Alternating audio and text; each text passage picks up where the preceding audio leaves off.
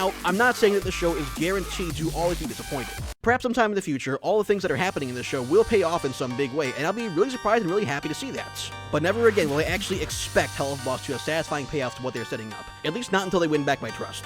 And then finally, after all of that, we then end the episode with this truly incredible moment.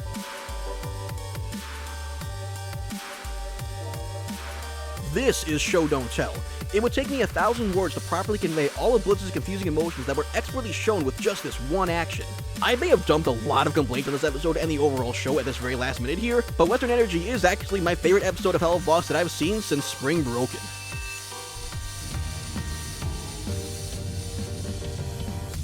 Well, that certainly was a bold statement that I just made.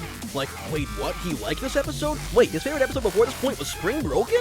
You'll probably have tons of questions, and I'll get to it. But first, your monthly reminder that the vast majority of these sins are bullshit, and there are only a tiny handful of nitpicks that I'm actually bothered by, and most of them are still very small nitpicks. The first one that actually bothered me a little bit was Moxie suddenly turned into a giant kung fu badass in that one scene. This scene actually bothers me more and more the longer I think about it, because this scene, without exaggeration, goes against everything we know about Moxie. Remember that one episode that had a third act twist that changed things up a little bit, but the first 60% of the episode was entirely about Moxie being a weakling and learning to be okay with that?